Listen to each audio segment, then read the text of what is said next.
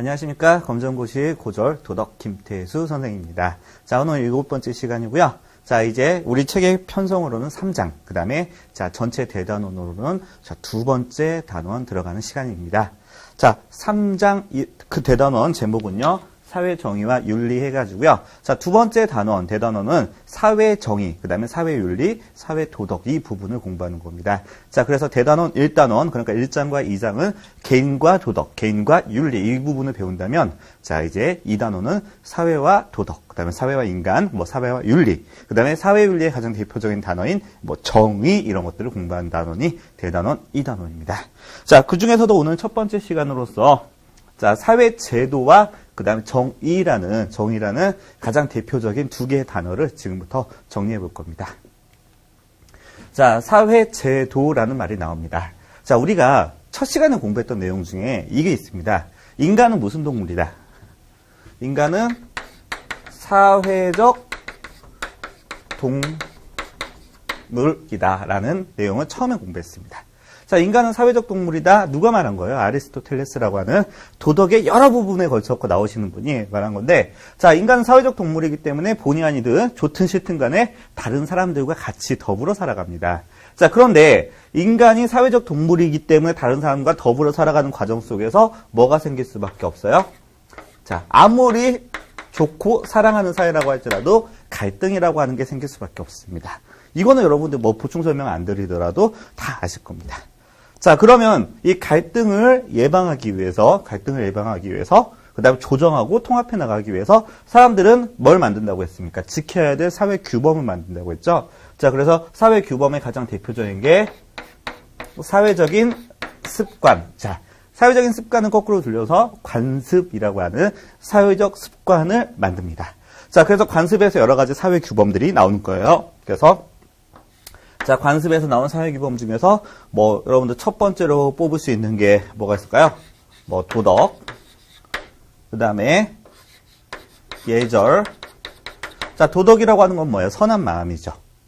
그 다음에 예절이라고 하는 건 이제 도덕의 정신이 겉으로 잘 표현돼가지고 사람과 사람 사이의 관계를 원만하게 해주는 것. 이걸 예절이라고 하죠. 그래서 시대와 장소에 따라서 예절의 형식은 달라지지만 근데 예절의 본질적인 내용은 항상 같다는 거, 다른 사람을 존중한다는 의미, 도덕의 정신이 겉으로 표현되는 걸 예절이라고 하고요.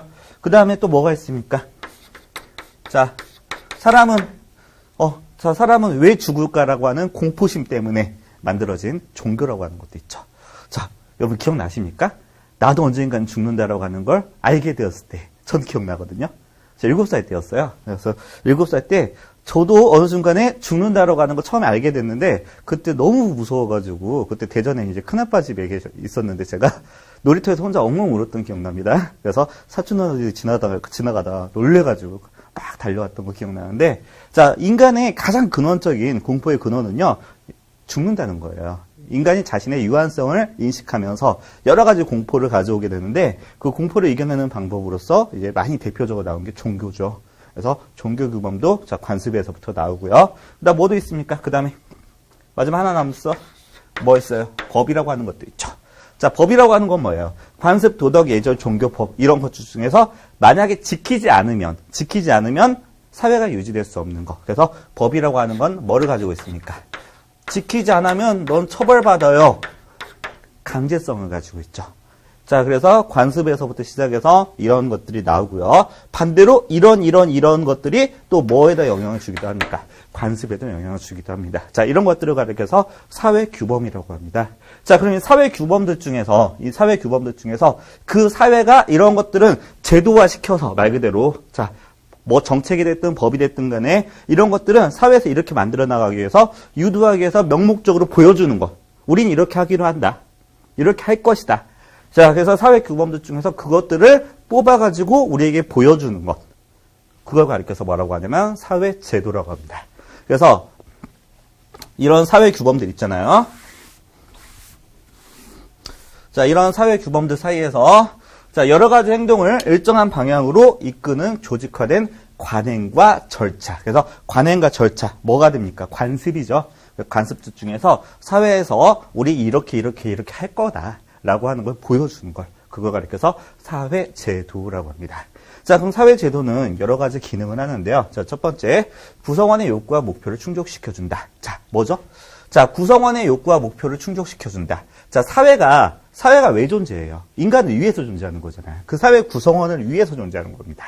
자, 따라서 사회제도라고 하는 것도 그 구성원을 위해서 존재하는 거죠. 그래서 구성원의 욕구와 목표를 충족시켜주는 방향으로 뭐가 만들어져야 돼요? 사회제도가 만들어져야 됩니다. 근데 만약에 특정 계층의 구성원만 유리한 방향으로 사회제도가 만들어집니다. 이런 것들을 가리켜서 이제 불공정한 사회제도라고 합니다. 그래서 사회제도라고 해서 무조건 좋은 게 아닙니다. 자, 뭐 특권 계층이나 아니면 일부 사람만 막 혜택을 누리거나 아니면 모든 사람이 다 불이익을 누릴 수 있는 이런 사회제도도 있을 수도 있거든요. 자, 그다음에 두 번째입니다. 자, 개인이 자신의 삶에 대한 예측을 가능하게 한다. 사회에서 필요한 거, 그 다음에 사회의 방향성을 뭐가 보여줘요? 사회제도가 보여주잖아요. 자, 따라서 개인도 그 방향성에 맞춰가지고 자신의 삶에 대해서 나는 이렇게 될 거다. 아니면 이런 것을 하고 싶다라고 예측을 할 수가 있다는 거죠. 그 다음에 자, 사회 유지를 위한 조건을 만족시킨다. 자, 사회 유지를 위한 조건을 만족시킨다. 그 사회가 뭘 원하는지를 뭐가 보여줘요? 이 사회 제도라고 하는 것들이 보여주죠. 따라서 이걸 원하니까 여러분들 이거에 맞춰서 사세요라고 하는 걸 보여줄 수가 있겠죠. 그 다음에 사회가 추구하는 목적을 보여준다. 자, 구성원의 욕구와 목표를 충족시켜주는 게 사회가 추구하는 거죠. 이 두 가지가 합의가 돼가지고 사회는 앞으로 이런 식으로 나아갈 거다라는 걸 보여줍니다. 이것 말고도 많이 쓸 수 있습니다. 뭐가 있죠? 가장 기본적인 기능. 뭐를 예방해주죠? 제가 했던 말 중에서. 갈등을 예방하죠. 갈등을 예방하죠. 그 다음에 여기서 나온 얘기인데 예측 가능성이 높아진다. 그래서 자, 우리의 예측 가능성이 높아진다. 자, 이런 것들을 바탕으로 뭐도 될 수 있습니까? 개인의 삶에 뭘 높여줘요? 안정성을 높여주죠. 안정성을 높여준다. 뭐 이것 말고도 여러 가지로 쓸 수가 있겠습니다. 사회제도는 이것 말고도 여러 가지 기능을 하는데, 자, 그러면 이건 굉장히 어려운 문제는 아니에요. 여러 가지 질문들 나왔을 때 이게 맞는 질문인지 틀린 질문이지만 여러분들이 구분하실 줄만 아시면 문제는 어렵지 않게 풀 수 있는. 자, 그래서 만약에 사회제도에 관련된 문제가 뭐 가끔씩 나옵니다. 예전에도 많이 나왔고요. 가끔씩 나오는데 나와서 특별히 이 문제 어려워서 틀렸다고 하시는 분들은 거의 없었어요. 그래서 정답률이 굉장히 높은 부분 중에 하나니까 특별히 어려움 없이 푸실 수 있는 내용입니다. 자, 그 다음에 이보다 약간 더 어려운 개념이 그 다음에 나옵니다. 자, 정의라고 하는, 자, 약간이 아니라 이제 훨씬 더 어려운 개념도 되는데 더 중요한 개념입니다. 자, 정의의 의미 보겠습니다. 자, 여러분들 어렸을 때 만화 영화 보면 뭐 정의의 이름으로 이런 일이 참 많이 나오죠. 그때 말하는 정의가 여기서 말하는 정의입니다. 똑같아요. 자, 동양에선 정의를 가리켜서 의로움이라고 표현을 했습니다. 자, 여기서 나온 한자가 의예요. 자, 우리 맹자님은요, 사람은 선하게 태어난다고 했습니다. 그래서 맹자는 사람은 어떻게 태어난다? 선하게 태어난다 해서 성선설이라고 하는 걸 주장을 했습니다. 어차피 나중에 마지막 단원가 하면 또 나오는데 그때 한 번만 들으면 여러분들 좀 어려울 수 있으니까 지금 설명 한번 해드리고 그 다음 마지막 단에 또 한 번 또 들으면 여러분들 좀 더 이해에 도움 될 겁니다. 자, 사람이 선하다고 했던 근거가 있어요, 맹자가. 사람은 네 가지 마음을 가지고 태어난대요. 어진 마음, 인, 이건 공자님도 강조했죠. 근데 이제 맹자가 강조했던 건 인보다도 더 뭐냐면 의라고 하는 겁니다. 의라고 하는 건 뭐냐면 사회적 도덕이에요. 그 사회적으로 마땅히 지켜야 될 도리들 있잖아요. 이런 것들을 의라고 합니다. 자, 공자님이 살던 시대에 비해서 맹자가 살던 시대는 훨씬 더 혼란했던 시대예요. 그래서 공자님은 춘추시대라고 하는 시대에 살았고 그나마 도리가 약간이라도 살아있었던, 그 다음에 맹자는 그보다 훨씬 더 약육강식의 시대인 전국시대에 살았거든요. 전국 무슨 뜻이에요? 모든 나라들이 싸운다는 얘기입니다. 자, 그래서 이 전국시대 사람들도 맹자는 사회적 정의가 더 떨어졌다고 판단하여 뭘 강조했다? 의라고 하는 걸 강조했다는 겁니다. 그 다음에 자, 이거 말고도 뭐 그 다음에 지, 이런 것들이 있다는 거예요. 자, 인간은 인의의지 네 가지 마음을 타고 태어나기 때문에 자, 무슨 사람이다? 선한 사람이다. 그래서 성선설이라고 하는 걸 주장하는데, 자, 인과 의와 예와 지는요, 자, 어떤 모습으로 나오냐면 사단이라고 하는 모습으로 나오는데, 자, 이는 불쌍히 여기는 마음으로 표현된다 해서 측은지심이라고 표현합니다. 여러분 뭐 측은하게 생각하다 이런 얘기 들어보셨죠? 측은지심이라고 하는 건 뭐야? 가엽게 여기는, 불쌍히 여기는 이런 마음. 사람이라면 누구나 가지고 있다는 거죠. 그래서 맹자가 예를 들은 게 있습니다. 어떤 산적이 사람을 굉장히 쉽게 죽이는 산적이 있어요. 근데 산적이 어떤 사람을 죽이려고 하니까 그 사람이 산적을 피해서 막 도망가다가 물에 빠졌어요. 근데 산적은 그렇게 쉽게 사람을 죽였던 산적은 물에 빠진 사람을 보니까 자신도 모르게 물에 빠진 사람을 구하려고 뛰어들었다는 거예요.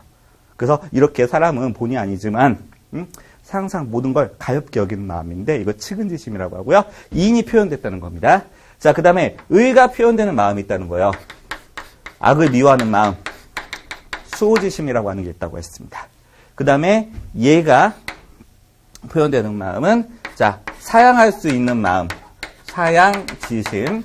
그 다음에 지가 표현되는 건 옳고 그름을 구분되는 시비지심이라고 표현합니다. 자, 이걸 가리켜서 뭐라고 표현하냐면 이걸 가리켜서 사단이라고 합니다. 그래서 여러분들 나중에 이제 윤리를 배우시는 분들 같은 경우에는 뭐 사단 7정에 논증해가지고 굉장히 어려운 내용이 있습니다. 그래서 뭐 7정 이런 뭐는 한번 말씀만 들어보시고요. 이 사단이라고 하는 건 맹자가 사람은 선하다. 왜 선하다? 인의의 지를 가지고 태어났기 때문에 선하다. 그래서 이는 겉으로 표현할 때 어떻게 표현된다? 측은지심으로 표현되고요. 자, 의는 수호지심, 악을 미워하는. 그 다음에 얘는 사양하는 삼가는 마음으로 표현되고요. 자, 지는 옳고 그름을 구별할 줄 아는 마음으로 표현된다는 겁니다. 자, 그래서 의라고 하는 거 나오죠. 의라고 하는 거. 여기서 말하는 의가 사회적 도리를 가리키는 거고요. 자, 동양에서 정의라고 하는 건 사회적 의. 그 다음에 의로움을 강조했다는 거죠. 자, 그 다음 두 번째입니다. 자, 서양에서는 정당한 몫을 주는 것. 자, 이걸 최초로 썼던 사람이 누구냐면 그 로마 시대의 철학자자 법학자 중에 울피아노스라는 사람이 있었어요. 자, 그분이 뭐라고 표현했냐면 쉬운 말을 굉장히 어렵게 표현했습니다. 자, 정의란 각자가 한 몫을 돌려받으려고 하는 항구적, 그게 영원한 의지다라고 굉장히 어렵게 표현했습니다. 각자가 한 몫을 돌려받으려고 하는 항구적 의지이다. 그러니까 내가 한 만큼 대접받고자 하는 이런 마음, 이게 정의라는 겁니다. 그래서 한 만큼 주는 것, 정당한 몫을 주고 받는 것, 이거 가리켜서 뭐라고 했다? 정의라고 했다. 그럼 공통점 뭡니까? 이거는 개인적인 부분이에요. 정의라고 하는 건 사회적인 부분이에요. 그렇죠. 사회적인 부분이라는 공통점이 있는 겁니다. 아시겠죠? 자, 그럼 정의 보겠습니다. 정의도 뭐 사회제도랑 비슷하게 여러 가지 기능을 하는데, 자, 첫 번째 사회제도랑 똑같습니다. 사회적 기준을 제공해준다. 옳고 그름의 기준이 될 수가 있죠. 정의에 맞지 않는 행동은 그릇된 행동. 정의에 맞는 행동은 옳은 행동. 따라서 우리는 어떤 행동을 지향해야 돼요? 옳은 행동. 정의에 맞는 행동은 지향해야 되겠죠? 그 다음에 사회적 갈등과 분쟁을 조정해준다. 자, 갈등이 생겼습니다. 근데 정의를 통해서 누가 옳고 누가 그름인지를 판단할 수가 있겠죠. 그래서 갈등을 예방도 해주고요. 그 다음에 조정도 해줄 수 있고요. 더 나아가서 일정한 기준을 제공하면서 우리에게 사회 통합에 기여할 수도 있겠죠. 사람들이 생각하는 게 전부 다 어때요? 달라버리면 그만큼 사회는 혼란에 빠지고 그만큼 사회는 힘들어질 가능성이 굉장히 높잖아요. 그래서 사회 통합에도 기여할 수 있다. 그 다음에 사회제도랑 비슷하게 마찬가지로 자, 개인의 행동 방향 및 가치관 설정에 여러 가지 방향을 제시해 줄 수 있다는 거. 당연한 거죠? 그래서 앞에 사회제도를 공부해봤기 때문에 사회제도와 정의도 어때요? 비슷한 역할을 하죠. 그러면 자, 사회제도는 뭘 따라서 만드는 게 올바른 사회제도다. 여기 나오죠? 자, 불공정한 사회제도는 사회적 갈등과 분쟁의 심화를 가져오는데 사회제도의 공정성을 판단할 수 있는 기준을 뭐가 제시해준다? 정의가 제시해준다는 겁니다. 그래서 사회정의라고 하는 건, 그 다음에 사회제도라고 하는 건, 자, 정의에 따라서 판단하고, 그 다음에 기준을 제시해줄 수 있다는 거죠. 만약에 그래서 사회제도가 정의랑 맞지 않는다. 그건 불공정한 사회제도다. 이렇게 판단하시면 되겠습니다. 자, 그래서 정의와 사회제도의 큰 관계에 뭐가 있다? 사회제도는 뭐에 따라야 돼요? 정의에 따라야 된다는 거죠. 따라서 정의에 따른 사회제도는 기능들은 어떻습니까? 같겠죠. 그래서 자, 정의에 따른 사회제도는 여기 앞에 나왔던 사회제도의 여러 가지 기능과 그 다음에 정의의 기능들이 겹치겠죠. 무슨 말인지 아시겠죠? 자, 이렇게 정리하시면 되겠습니다. 자, 그 다음 이 기자를 보겠습니다. 자, 아리스토텔레스는요, 자, 그리스의 3대 철학자 중에서 이제 가장 막내 철학자죠. 그래서 첫 번째가 소크라테스. 자, 그 다음에 두 번째가 소크라테스의 수제자인 플라톤. 그다음에 플라톤의 제자 중에 가장 유명한 사람이었던 아리스토텔레스. 근데 물론 아리스토텔레스는요, 그 위에 스승 두 분의 여러 가지 이론들을 많이 없습니다. 그래서 많이 스승의 이론과 많이 대척점에 쓰기도 하는데, 자, 이 사람이 정의를 어떻게 얘기했는지 보겠습니다. 자, 아리스토텔레스는요, 니코마코스 윤리학에서, 자, 니코마코스라는 유명한 그리스 사람들이 참 많아요. 뭐, 기록에 나와 있는 사람은 한 6명 정도 되는데, 여기서 말한 니코마코스는 누구냐면요, 아리스토텔레스의 아들이에요. 그래서, 자, 아들에게 여러 가지 윤리학 강의를 해주는데, 그 중에서, 자, 정의에 대해서 정의를 했죠. 정의란, 자, 준법적인 것과 준법적인 것이다. 그럼 뭐예요, 이거는? 우리 소크라테스가 말한 법 있잖아요. 말한 거. 악법도 법이다. 법을 지키라는 거잖아요.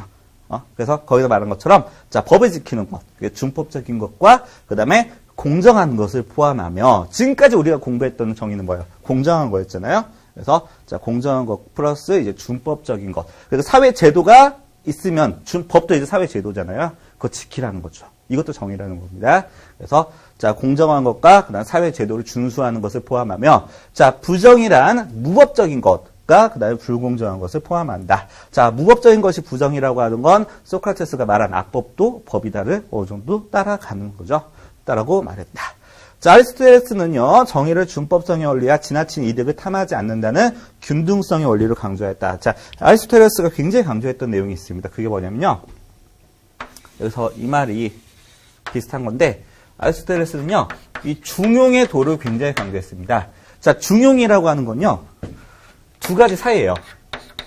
비겁하고 소심함과 그 다음에 용기가 좀 지나치는 사람도 있죠. 이거 가리켜서 뭐라고요? 만용을 부린다고 하잖아요.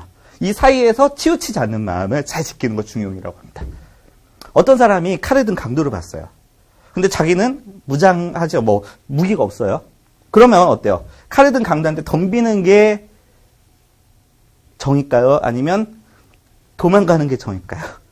거기서는 어때? 중간에 정의를 꼽으라는 거죠. 소리치라는 겁니다. 이런 식으로 항상 비겁과 소심 사이와 그 다음에 만용을 부리는 그 사이에서 가운데서 잘 지키는 마음을 아리스토텔레스는 굉장히 강조합니다. 이런 마음을 중용의 마음이라고 그래요. 자, 그래서 이 니코마코스 윤리학에서 아리스토텔레스 여러 가지 사상들이 참 많이 나와요. 그래서 여러 가지 사상들이 많이 나오는데 그 중에서 중용의 도까지도 여기서 나오는 얘기입니다. 그래서 서양에 있는 여러 명의 철학자 중에서 정의란 표현에 대해서 또 나름 구체적으로 표현했던 분 중에 가장 대표적인 분이 아까 말한 올피아누스, 그 다음에 아리스토텔레스 이런 분들이 있다는 거죠. 그래서 아리스토텔레스의 사상을 이어받은 사람 중에서 가장 유명한 사람들 중에 첫 번째가 니코마코스, 그 다음 또 한 분이 있었죠. 그 대제국을 건설했던 이분이 그 사람의 이제 가정교사로 있었죠. 알렉산드로스 대왕. 이런 분들이 이 제자로서 많이 퍼뜨리게 됩니다. 자, 이렇게까지 해서요. 봤고요. 이제 스피드 체크가 첫 번째 파트랑 관련된 건 하나밖에 없습니다. 그것만 하고 마무리할게요. 자, 사회 내에서 일어나는 여러 가지 행동 유형을 일정한 방향으로 이끌어주는 관행과 절차를 무엇이라고 합니까? 일정한 방향으로 이끌어주는 거 뭐라고 하죠? 사회 제도라고 하죠. 바로 문제 들어가겠습니다. 자, 문제 먼저 풀어보시고 여러분들, 자, 그 다음에 설명 들어주시기 바라겠어요. 자, 1번 문제 보겠습니다. 자, 다음 중 사회제도의 기능을 설명한 것으로 가장 거리가 먼 것은 나왔습니다. 자, 사회제도의 기능입니다. 어떤 역할을 하는지. 자, 1번 보겠습니다. 자, 사회제도는 구성원의 기본적인 욕구를 충족시켜준다. 자, 구성원의 기본적인 욕구를 충족시켜주는 방향으로 사회제도가 만들어져야겠죠? 그래서 1번 맞고요. 자, 두 번째입니다. 사회제도는요, 구성원의 기본적인 목표를 제시해준다. 그 다음에 우리에게 일정한 기준을 설정해주기도 하죠. 그래서 2번도 맞는 얘기입니다. 그 다음에 자, 사회제도는 개인의 행동을 일정한 방향으로 이끄는 방향이 있다는 거죠. 그래서 정형화함으로써, 정형화라고 하는 건 뭐예요? 일정한 틀을 만들어준다는 거죠. 그래서 형태를 정해놓았다. 그래서 정형화라고 합니다. 정형화함으로써 개인이 자신의 삶을 예측할 수 있게 해준다. 자, 예측할 수 있게 해주죠. 개인의 삶의 안정도도 높여주고요. 그 다음에 자, 사회제도는 재화를 모든 구성원에게 평등하게 제공해준다. 자, 재화라는 표현이 어려울 수도 있겠습니다. 자, 여러분 사회 시간에 배우는 건데 그 경제행위라고 하는 게 있죠. 사회 시간에 경제행위라고 할 때 그 개념에서 뭐라고 나오죠? 자, 경제행위란 인간이 삶을 유지하고 삶을 유지하고 발전시키는 데 필요한 두 가지. 재화와 그 다음에 플러스 서비스를 생산, 소비, 분배하는 행위 해가지고 이거 경제행위라고 하는데, 여기서 말하는 재화라고 하는 건 눈에 보이는 물건을 가리킵니다. 인간이 삶을 유지하고 발전시키는 데 필요한 형태가 있는 물건, 이게 재화예요. 우리가 가장 쉽게, 그 다음에 가장 많이 쓰고 있는 재화가 뭐가 있습니까? 공기죠. 공기 형체가 없잖아요. 형체가 없는 게 아닙니다. 입자가 작아서 안 보이는 것 뿐이에요. 아시겠죠? 공기 만져볼 수 있잖아요. 초등학교 3학년 때 했던 선생님이 저에게 가르쳐줬던 건데, 공기 만져보는 가장 쉬운 방법이 뭐가 있습니까? 이렇게 한번 휘두르면 손에 느껴지잖아요. 형체는 있죠. 근데 우리 눈에 입자가 너무 작아서 보이지만 않는 것 뿐이죠. 그래서 재화라고 하는 건 형태가 있는 물건, 그 다음에 서비스라고 하는 건 인간의 행위입니다. 근데 돈적으로 가치가 있는 인간의 행위. 가장 대표적인 게 뭐가 있습니까? 제가 하고 있는 거죠. 그 다음에 운전하는 행위. 그 다음에 의사의 진료 행위. 그 다음에 가수의 공연. 이런 것들이 서비스입니다. 재화라고 하는 거. 자, 눈에 보이는 여러 가지 필요한 물건들을 생각하시면 돼요. 그래서 재화를 모든 구성원에게 평등하게 똑같이 나눠주면 이게 사회 정의에 맞습니까? 맞을 수도 있겠죠. 근데 모든 걸 똑같이 나눠준다고 해서 이게 사회 제도를 반드시 잘 만든 거다. 이렇게 할 수는 없겠죠. 그래서 정답은 상관없는 거 몇 번? 4번이죠. 사회 제도랑 관련된 문제 중에서 이 정도면 상당히 어렵게 나온 문제입니다. 자, 두 번째 문제 볼게요. 자, 다음 중 나머지 4개가 아니죠. 정확히 말해서 3개죠. 자, 다음 중 나머지 4개를 포괄하는, 아니면 비슷한 표현으로 포함하는, 그 다음에 또 가장 상위의 개념은, 자, 이게 뜻을 잘 풀어서 써졌기 때문에 여러분들 입장에서 별로 어렵지 않을 텐데, 그냥 다음 중 나머지를 포함하는 이 말을 빼버리고요. 다음 중 가장 상위의 개념은 이렇게 나올 수도 있겠죠. 그럼 이제 상위의 개념이라고 하는 뜻이 뭐예요? 포함한다는 뜻입니다. 좀 더 고차원적으로 위해서 포함한다는 개념이에요. 자, 그럼 바로 보겠습니다.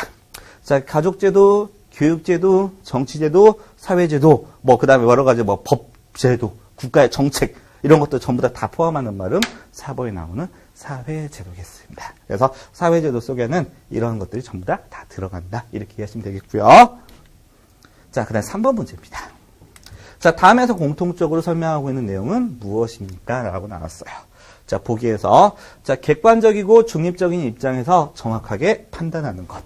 그 다음에 사회정의의 기초이며 사회질서를 유지하기 위한 필수 덕목이다. 정의에서 가장 기초라고 하는 거죠. 자, 만약에 사회정의란 표현이 안 나오고 그냥 정의란 표현만 나왔어도 정의 앞에는 항상 사회가 같이 있는 거라 생각하셔도 됩니다. 그래서 이게 여러 가지 표현으로 나올 수가 있는데 여러분들이 이게 표현이 약간씩만 바뀌어도 그냥 뜻을 제대로 이해하지 못하는 경우도 굉장히 많습니다. 그래서 정의라는 표현 앞에는 무조건 사회가 들어가 있다. 이렇게 생각하셔도 돼요. 빠져도 정의라는 표현 나오면 무조건 사회정의다. 이렇게 생각하셔도 큰 무리는 없습니다. 자, 사회질서를 유지하기 위한 필수 덕목이 있어요. 첫 번째 보겠습니다. 효율성 필요하죠. 근데 효율성만 추구하다 보면 여러 가지 문제가 생길 수가 있습니다. 효율성과 반대되는 개념인데 항상 같이 한 세트로 따라다니면서 두 가지를 같이 고려해야 되는 것 중에 하나가 뭐가 있죠? 형평성이라고 하는 게 있죠. 저울 형자에 평등한 평자를 써가지고 그래서 효율성이라고 하는 건 얼마만큼 효율적으로 사용되는가 이게 효율성이고요. 자, 정답은 2번 공정성이겠죠. 그래서 정의라고 하는 건 뭡니까? 공정하는 겁니다. 아시겠죠? 사회적으로 공정한 거 이게 정의예요. 그 다음에 공공성이라고 하는 건 얼마예요? 얼마만큼의 공공적 그러니까 우리 전체에 가치가 있느냐 이게 공공성이죠. 그래서 얼마만큼 우리 전체에 영향을 미치고 가치가 있는가 이거 따지는 걸 공공성이라고 하고요. 자, 자유의지라고 하는 건 뭐죠? 인간이 말 그대로 자유롭게 선택할 수 있고 그다음에 남에게 간섭받지 않을 수 있는 여러 가지 본능 이걸 자유의지라고 합니다. 자, 여기서 표현되는 내용 몇 번? 2번 공정성이겠습니다. 그래서 정의는 뭘 추구하는 거예요? 사회적 공정성을 추구하는 게 정의다 이렇게 생각하셔도 큰 무리는 없습니다. 자, 그 다음 8번 볼게요. 자, 다음 내용을 통해서 알 수 있는 정의의 기능은, 자, 보기 내용이 더 어려울 수도 있습니다. 자, 과거에는 남자와 여자, 그 다음에, 자, 적서를, 자, 남자와 여자를 좀 어렵게 성별, 이렇게 나눌 수도 있죠. 성별로. 아니면 적서라고 하는 건 뭐예요? 자, 옛날에 일부 다처제. 이 말은 정확한 표현은 아닙니다. 일부 다처제랑 상관 있는 건 아니에요. 정확한 표현은 처첩제예요. 자, 처첩제의 하에서 처에서 난 자식을 적이라고 합니다. 그 다음 첩에서 난 자식을 서라고 해요. 아시겠죠? 그래서 일부 다처에서 다처는요. 똑같은 처가 여러 명 있다는 겁니다. 그럼 그 사이에서 난 자식은 전부 다 적이에요. 적자예요. 그 다음에 거기서 난 딸은 정여겠죠. 아들은 적자고. 그 다음에 자, 첩에서 난 자식을 서라고 하는데, 그래서 거기서 난 아들을 서자. 그 다음에 거기서 난 딸을 서녀, 이렇게 표현합니다. 그래서 아무래도 적자나 정여보다는 대접을 못 받으면서 사는 경우들이 많이 있었죠. 물론, 적자가 굉장히 귀해가지고 없거나 그런 경우에는 서자나 소녀도 굉장히 귀하게 크는 경우도 많이 있습니다. 그렇지만, 막 적자가 막 열 몇 명인데 그 중에서 서자, 소녀 태어났어요. 이런 경우에는 거의 요즘 말로 개밥의 도토리 신세였는데, 그래서 여러분들 이제 홍길동 좀 보면 뭐가 나와요? 서자 홍길동에서 나오잖아요. 서자 홍길동이라는 말은 틀렸습니다. 서자도 크게 두 가지가 있어요. 여러분들 국사 시간에 배울 겁니다. 서얼이라고 해서. 그래서 크게 두 가지가 있어요. 서얼이라고 해서 서하고 얼이 있습니다. 서는요, 그 엄마 첩인데, 둘 다 첩이라고 하는 공통점이 있는데, 엄마 신분이 양인인 경우에는 서자, 서녀 이렇게 표현하고요. 엄마 신분이 천민, 그 다음에 천인인 경우에는 얼자, 얼려 이렇게 표현합니다. 이 둘은 엄청난 차별이 있어요. 무슨 말인지 아시겠죠? 홍길동의 어머니는 원래 그 홍판사의 집 노비였잖아요. 그러면 이제 홍길동은 서자가 아니라 뭐가 되는 거예요? 얼자가 되는 거죠. 그래서 얼자 같은 경우에는 그 집안에 자식이 굉장히 귀하지 않은 이상은 이거는 자식으로서도 제대로 대접받지 못하는 경우도 굉장히 많이 있었습니다. 그래서 홍길동이 호부, 호영을 못했다는 거죠. 아버지를 아버지라 부르지 못하고 형님을 형이라 부르지 못하는, 이걸 못했던 이유가 홍길동이 얼짜기 때문에 그런 겁니다. 자, 과거에는 남자와 여자, 그 다음에 적서를 차별을 상속했었다. 그 다음에 적서뿐만 아니라 또 뭐도 차별했습니까? 장남과 차남도 엄청나게 차별했죠. 임진왜란 이후에는. 자, 그러나 이러한 차별을 공정하지 못한 것이기 때문에 자, 지금은 법을 통해서 차별 없는 상속이 이루어지도록 하고 있다. 자, 따라서 요즘에는 아들, 딸 차별 안 하고 그다음에 순서에 상관없이 전부 다 공평하게 상속이 되는 게 법적인 제도입니다. 근데 물론 사위나 그다음 며느리 이쪽은 일단은 법적 상속의 대상은 되지 못해요. 근데 만약에 뭐 사위 같은 경우에는 뭐 딸이 죽었거나 아니면 그 며느리 같은 경우에는 아들이 먼저 죽었거나 하는 경우에는 뭐 대속상속이라고 해서 대신 그 딸이나 그다음에 그 자기 남편의 순위의 가름하에 받는 부분이 있는데 법적 상속의 대상은 되지 못하고요. 자, 요즘엔 아들, 딸 구별 없이 그다음에 외손자, 외손녀 구별 없이 똑같이 상속의 대상이 됩니다. 그럼 첫 번째부터 볼게요. 자, 이런 통해서 정의가 가진 기능입니다. 사회적 목표를 보여준다. 자, 사회적 목표 보여줬죠. 이걸 통해서. 자, 적서 차별하지 말자. 남녀 성별에 따라서 차별하지 말자. 그다음에 뭐 가부장제 이런 것도 좀 많이 없애자. 사회적 목표 보여줬죠. 두 번째입니다. 자, 새로운 계층을 양성했어요. 자, 새로운 계층을 양성했습니까? 여기서 자, 적서 구별 없애자 했잖아요. 자, 남자와 여자 어때요? 차별 없애자고 했잖아. 그럼 새로운 계층을 양성한다기보다는 새로운 계층을 없애도록 하는 지문이죠. 그 다음에 분배 과정에서 발생하는 다양한 갈등과 분쟁을 조정한다. 맞죠? 그 다음에 구성원들의 화합을 도모하여 사회통합의 기능을 수행한다. 자, 나머지는 정의의 기능입니다. 자, 좀 어려운 문제 나왔네요. 정답 몇 번? 2번이 되겠습니다. 여러분들 그 계층하고 계급하고 많이 헷갈리시는데요. 자, 계급이라고 하는 건 뭐냐면 이 사람이 얼마만큼 경제적인 가치가 있느냐. 그래서 경제적인 수단을 가지고 있는 사람들을 계급. 그래서 그걸 가지고 나누는 걸 계급이라고 합니다. 계층이라고 하는 거 그것 말고도 여러 가지 것들 있잖아요. 그래서 여러 가지 기준으로 위아래로 나누는 걸 계층이라고 표현합니다. 그래서 이런 것도 질문 많이 들어오니까 미리 한번 설명드릴게요. 그 다음에 자 15번 문제 보겠습니다. 자, 다음 보기에서 사회제도가 지향하고 여러분들 그 외국인들이 정말 어려운 단어 중에서 지향과 지양이죠. 뜻이 정반대잖아요. 그래서 지향입니다. 그러니까 사회제도가 지켜야 될 거, 그 다음에 이걸 목표하여야 될 가치로서 적자라는 거. 그래서 지향과 지양 여러분들 절대 헷갈리시면 안 됩니다. 정반대 뜻이잖아요. 자, 지향하여야 할 가치도 적자라는 것을 모두 고르면 나왔습니다. 자, 정의를 지향한대요. 그럼 맞죠? 자, 정의와 사회제도의 관계는 뭐였어요? 사회제도는 정의에 따라야 돼요. 그래서 정의에 따른 사회제도는 공정한 사회제도, 올바른 사회제도고요. 그 다음에 정의에 따르지 못한 사회제도는 공정하지 못한 사회제도가 되니까. 자, 그 다음 특정한 개인이나 계층의 이익을 대변하면 됩니까? 안 됩니까? 안 되겠죠? 사회 전체 이익을 대변하려고 노력해야 되고요. 인간의 존엄성을 보호해야 된다. 이거 인간의 존엄성이라고 하는 건요, 이건 불변의 가치입니다. 무조건 이거 나오면 무조건 맞아요.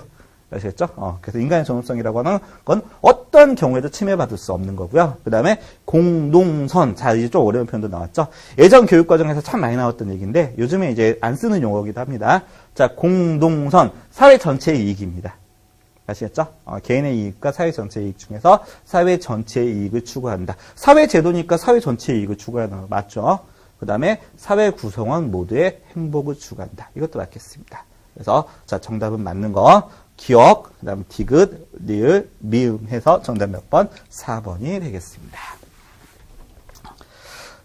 자, 여기까지 해서요, 첫 번째 파트 마무리했습니다. 자, 첫 번째 파트 제목은 사회 제도와 정의 개념 전부 다 설명드렸고요. 자, 다음 두 번째 파트입니다. 자, 잘 들으세요.